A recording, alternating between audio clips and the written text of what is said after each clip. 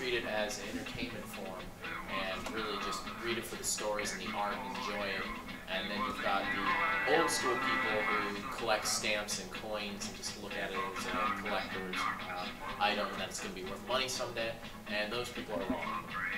It's just entertainment, and it's never going to be worth anything, so just read it and enjoy it.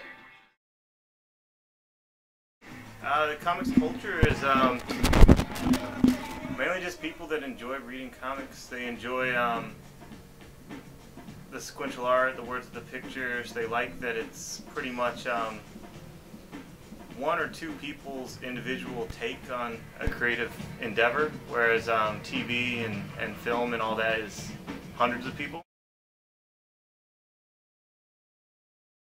I think what comic book culture is partly this devotion to this imaginary world of comics, but it's also a self-identification of a group. The comics fans know one another, know that these are people who share their interests and share their inclinations. We all have a lot of interests. And, you know, I think you talk to the average comic book fan and they probably like science fiction, and they probably can quote Monty Python at the drop of a hat, and all of these shared geekish personality traits.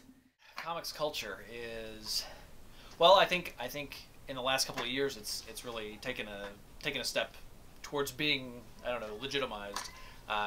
For the longest time, comics culture genuinely spoke to people like I don't know, skeevy kids in their basement, you know, never left home, never showered or bathed, and now I think that stigma is kind of lifted. Comic book culture, I would describe that as there's not really one comic book culture.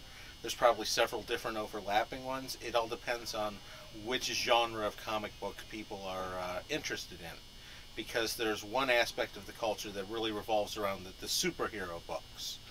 And, you know, you have your Marvel fans, your DC fans, and those people are, you know, very different than the ones that are more of the indie crowd, where they revolve around independent movies, independent indie music, and they also have the indie comic books that tie right into that whole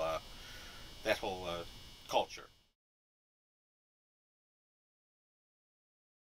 I mean, I think even the fact that we have the idea of the independence is kind of interesting, because it kind of gets at an issue of how much is this culture shaped by the fans and how much is it shaped by these corporations, the Marvel and DC primarily, that are producing these things. But you get some real creativity there, and I guess to me that's what the independents represent, is that willing to break out of all sorts of molds. And I guess most significantly, the way American comic books are, is that the independents are where you can really get beyond the superhero genre, which the medium is capable of all sorts of things. I would say that the indie comic culture ties into the independent movies, and it's more of the avant-garde, you know, sort of the young adult rebellion against what the elders sort of liked.